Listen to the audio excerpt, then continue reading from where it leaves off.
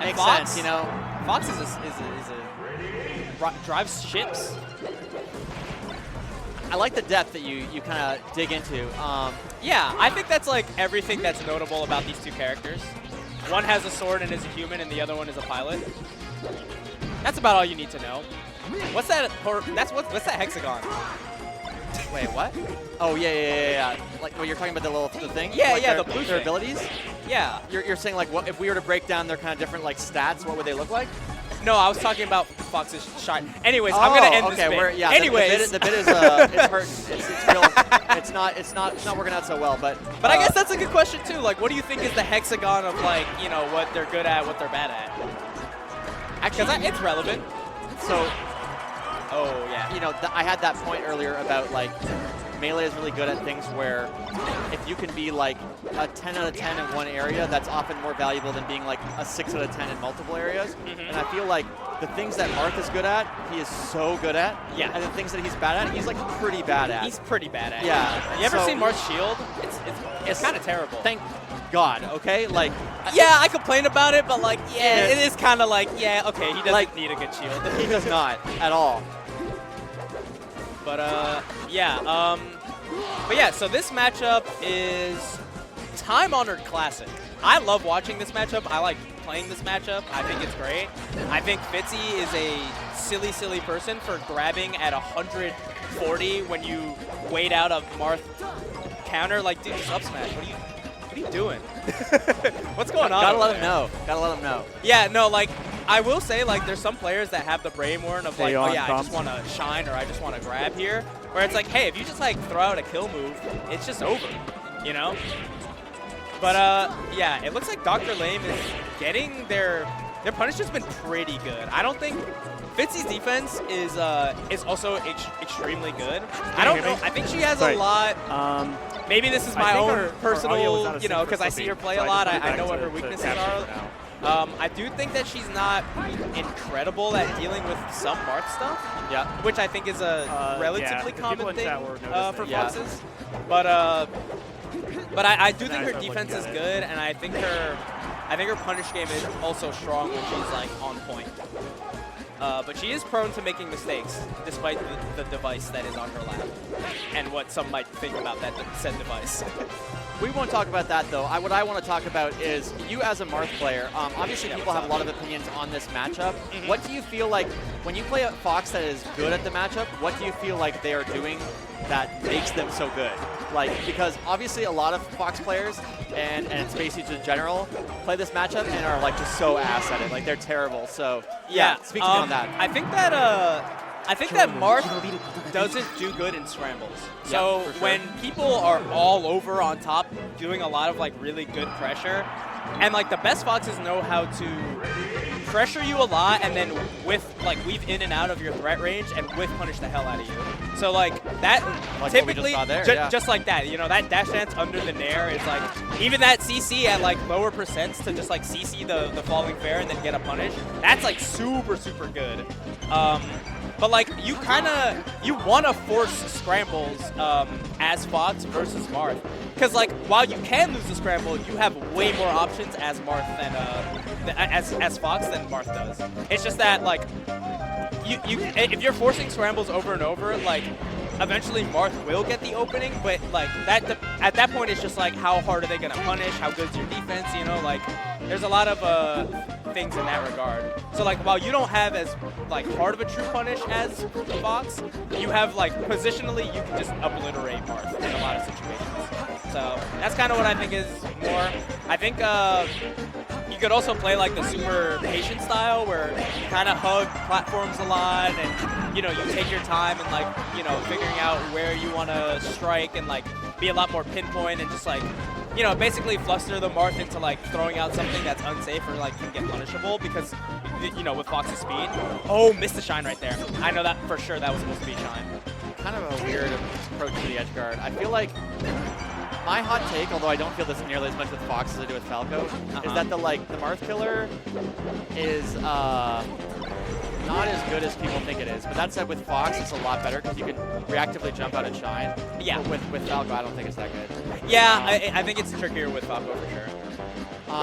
Yeah, I mostly agree with what you were saying as well. I think, like, you know, when we were talking about with punishing Marth, at like, that exact moment, Fox weaved in and around Nair. And if you're punishing Nair as Fox, you're feeling good.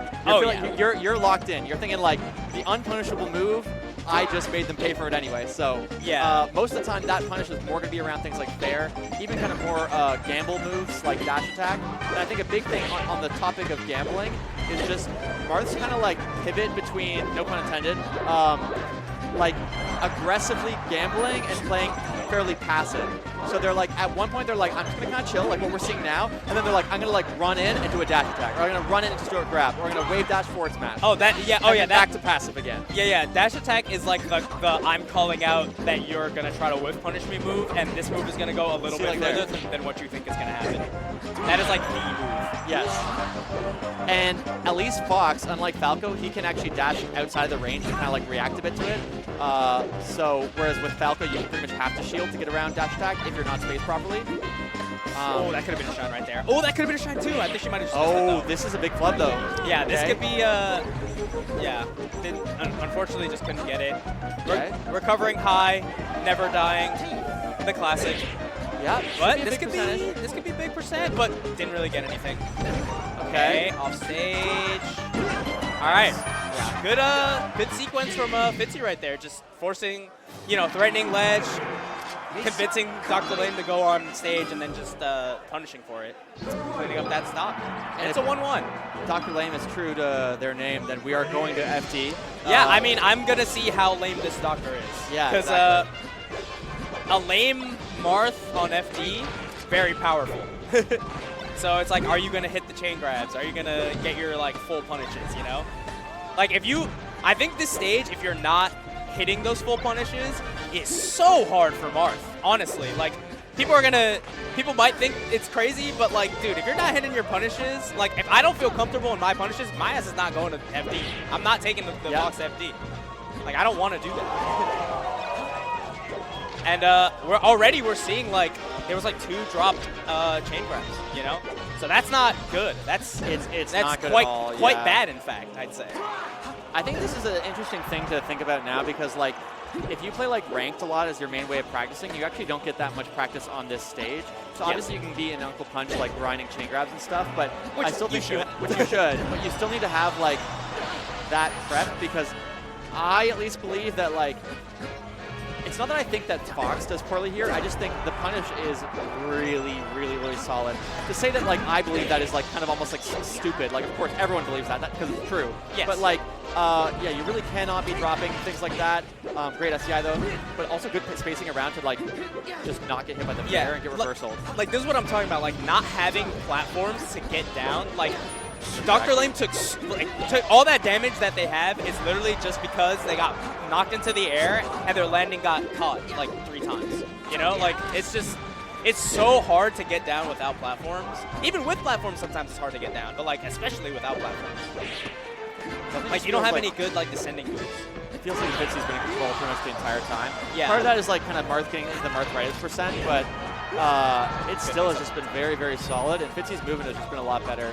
Yeah, she's done a good job these last 2 games, like milking the high percents.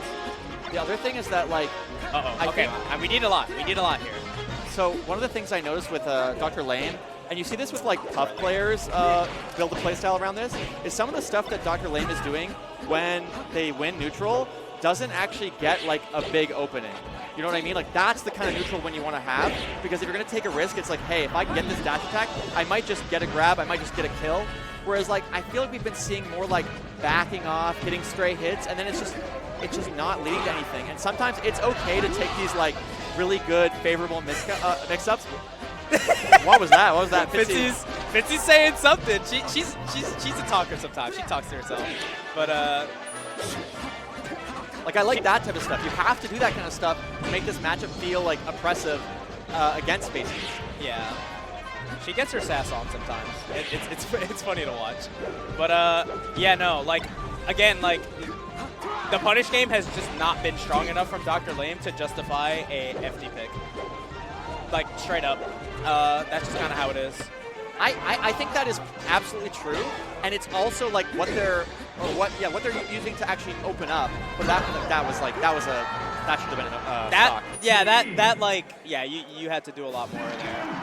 But Fitzy with the photo, getting the Pogger's face going. The YouTube thumbnail's ready for this set. Oh yeah, for sure. Yeah, I don't know if we'll go back to It looks like Yoshi's of all places.